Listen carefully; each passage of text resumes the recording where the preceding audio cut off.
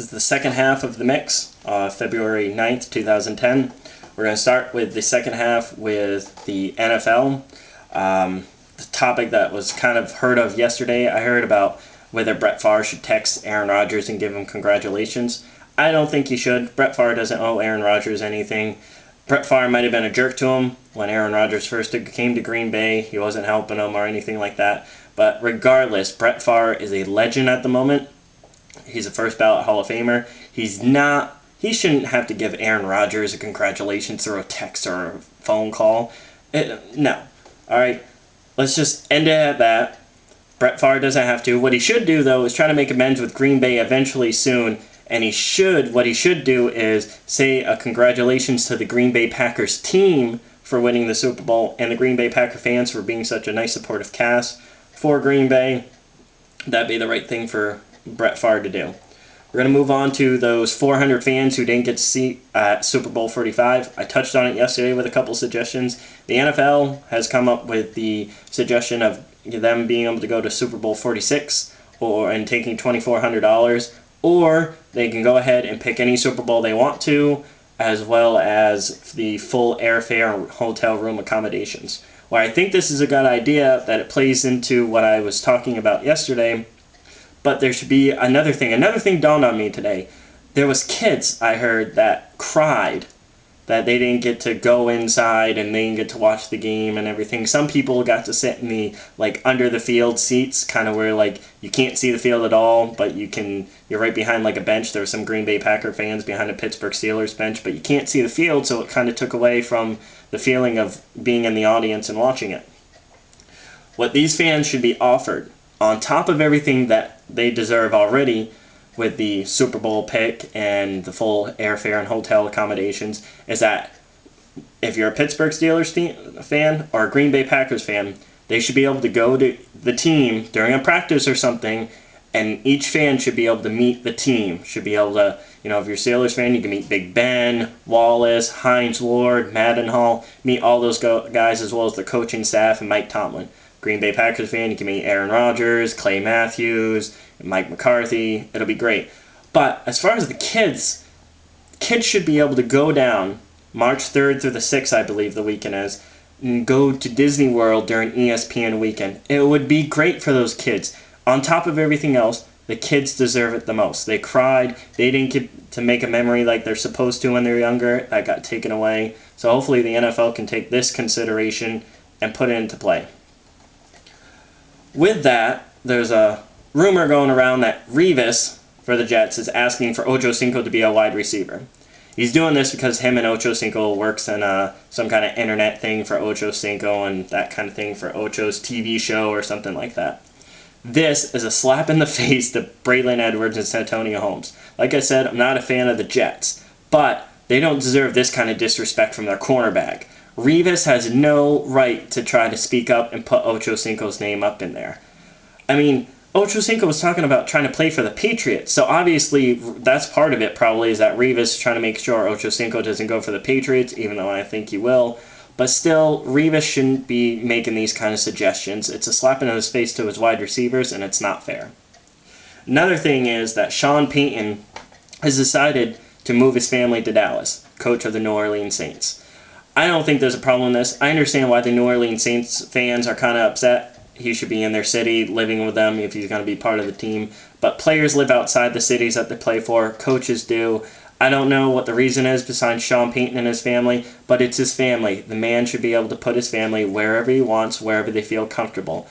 It's his family. He's still going to be with your team. He's still going to be your coach, and he's going to try his hardest to get the New Orleans Saints back to a Super Bowl. So the fans should lay off of his family and not worry so much that he's still going to be their coach for next year.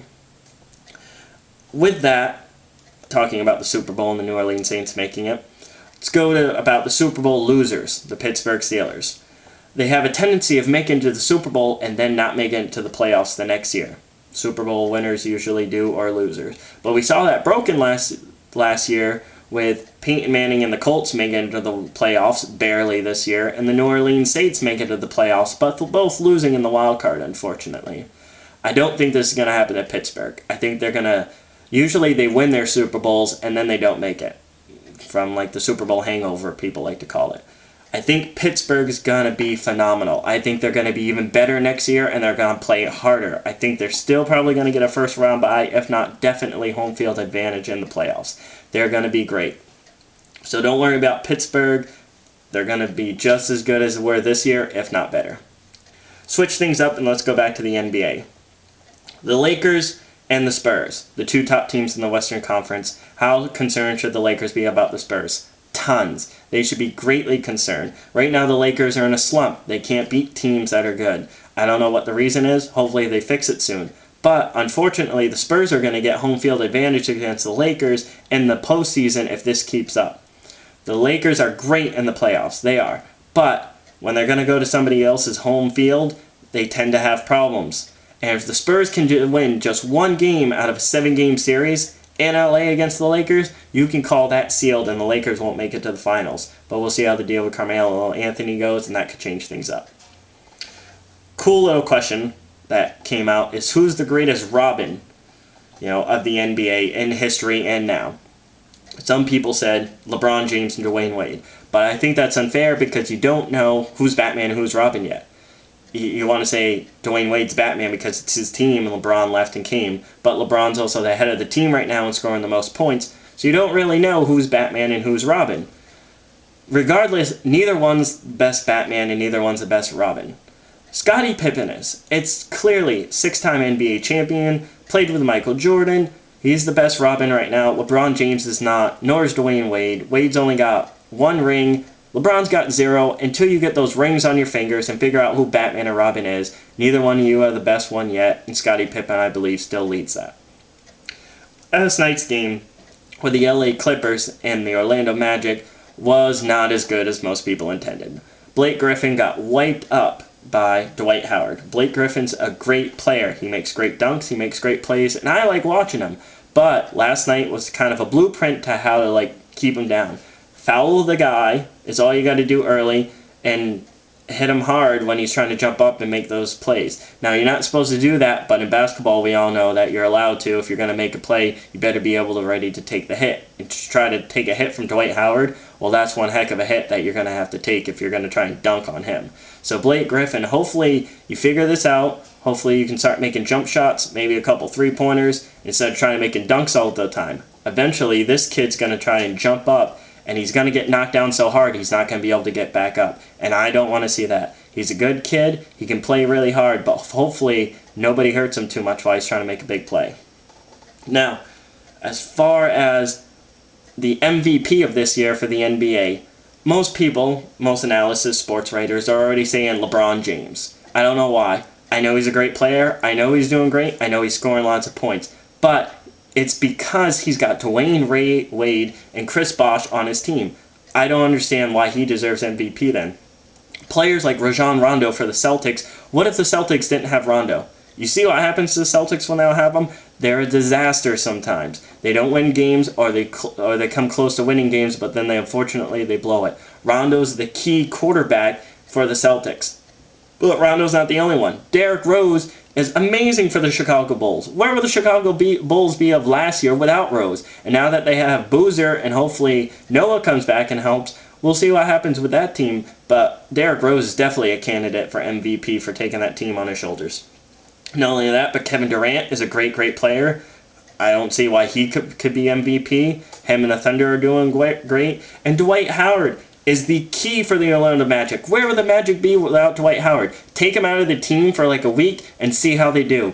Dwight Howard could clearly be MVP over LeBron James any day right now at the moment. He's the leader of the team. Dwight Howard deserves MVP probably for taking Orlando on his shoulders, leading him to winning games, but he just needs to be more aggressive and stop playing around like I said yesterday. If he does that, the team will be much better. That'll conclude the mix for today.